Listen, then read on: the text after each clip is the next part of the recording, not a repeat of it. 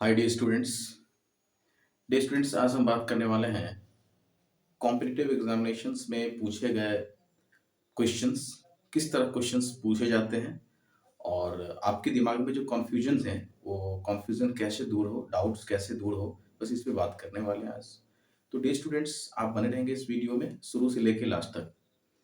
Actually students, CTET और TGT PGT state, ये जो एग्जामिनेशंस है फॉर टीचर्स, यानी कि अगर आप शिक्षक बनना चाहते हैं तो आपके लिए सबसे इम्पोर्टेंट ये एग्जामिनेशन होता है। अगर आप 10th तक टीचर बनना चाहते हैं तो टीजीटी आपको क्वालिफाई करना पड़ता है। अगर आप 12th तक बनना चाहते हैं तो पीजीटी क्वालिफाई करना पड़ता है।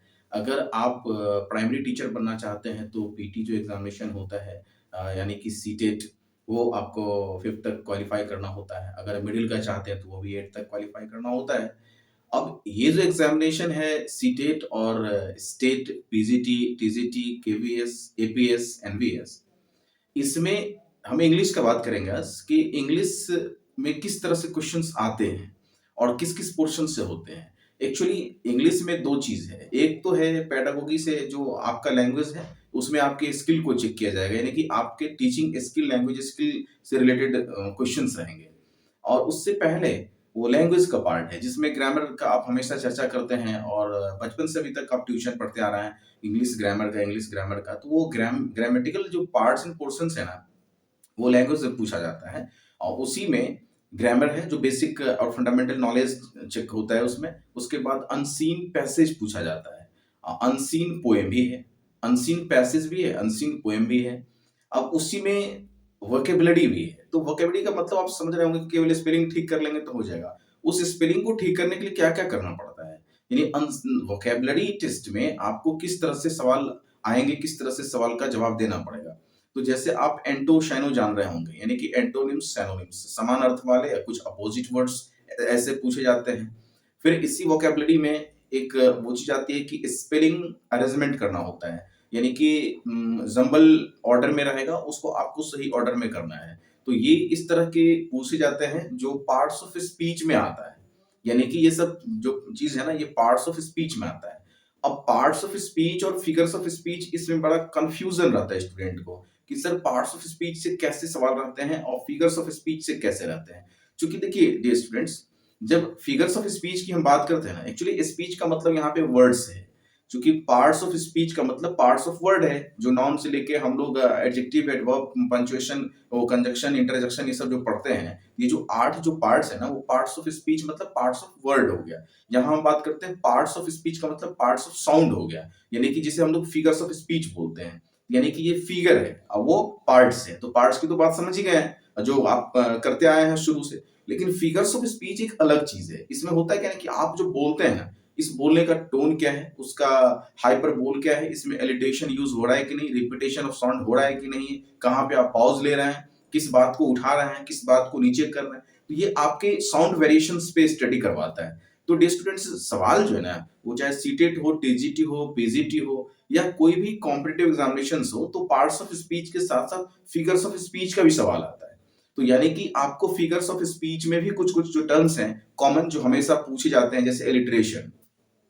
एलिट्रेशन हमेशा, यानी कि पढ़ाया हमने देखा है कई सारे एग्जामिनेशंस में कि एलिट्रेशन के बारे में पूछ देता है, व्हाट इज एलिट्रेशन, या एलिट्रेशन का एग्जांपल पूछ देगा। फिर उसके बाद हाइपरबोल है, आयरनी है, एजोनेंस है, ये सब सिमिली है, मेटाफर है, ये सब चीज प्रायः पूछे जाने वाले फिगर्स ऑफ स्पीच है। ऐसे ही पार्ट्स ऑफ स्पीच में नरेशन है, वॉइस है, ये आपको ग्रामेटिकल पोर्शंस पे आप जब जाएंगे, जब आप उस पर बात करेंगे, तो आपको ये सब चीज आना ही आना है और इससे सवाल रहना ही रहना है। तो एक्टिव पैसिव जो आप वॉइस बनाते हैं, नरेशन डायरेक्ट और इनडायरेक्ट, फिर इधर पार्ट्स ऑफ स्पीच के आर्ट्स जो है वो tense, on the basis of sentence, तो ये सब चीज आपको करना है। साथ में फिगर्स ऑफ स्पीच में भी बात करनी है और फिगर्स ऑफ स्पीच का भी स्टडी करना है। तब आप उस एग्जामिनेशन में अच्छे अंक ले आ पाएंगे और अच्छे अंक से आप पास कर पाएंगे। तो डे स्टूडेंट्स, ये तो सीटेट और टीजीटी यानी कि टीचर बनने के लिए था। अब हम इसी में बात कर लेते हैं कि बैंकिंग सेक्टर में किस तरह का एग्जामिनेशन, हम आज इसी बात करते हैं कि कैसा रहता है, यानी कि बैंकिंग सेक्टर में क्या इंपॉर्टेंट है। तो बैंकिंग सेक्टर के लिए कॉमन एरर्स 5 नंबर का होता है। ये जंबल वर्ड का 5 नंबर का होता है, 3 का एंटोसाइनो होता है, ये एंटो मतलब अपोजिट वर्ड रहेगा, फिर सिमिलर वर्ड रहेगा। फिर उसमें कॉम्प्रिहेंशन होता है, तो कॉम्प्रिहेंशन टेस्ट ये इंपॉर्टेंट है, ये आपके जजमेंट को चेक करता है कि आपके अंदर सेंस ऑफ जजमेंट क्या है, यानी कि मैच्योरिटी ऑफ लैंग्वेज है कि नहीं है, मैच्योरिटी ऑफ सेंस है कि नहीं है, इस बात की चेकिंग उसमें होती है। तो बैंकिंग जो है ना वो एक्यूरेसी पे आधारित है, जजमेंट पे आधारित है कि आपका जजमेंटल ऑर्डर कैसा है, तो इस चीज पे आधारित होता है। तो ऑब्वियसली हम लोग जो इधर टीचर बनने का जो सपना देख रहे हैं उनके लिए बहुत उपयोगी है, बहुत यूजफुल है। और जो अन्य किसी कॉम्पिटिशन की तैयारी में लगे हैं, उनके लिए भी ये अमृत के समान है, उनके लिए भी बहुत यूज़फुल है, जो बैंकिंग का करते हैं या सीजीएल में लगे हुए हैं, तो उसमें भी तो इंग्लिश पूछता ही है और ग्रामेटिकल पोर्शन से तो बहुत ज़्यादा क्वेश्चंस रहता है सीजीएल में। तो जो डी स्टूडेंट्स एस्पिरेशंस हैं उधर कॉम्पिटिटिव एग्जामिनेशंस के लिए, उनके लिए बहुत यूज़फुल वीडियो है।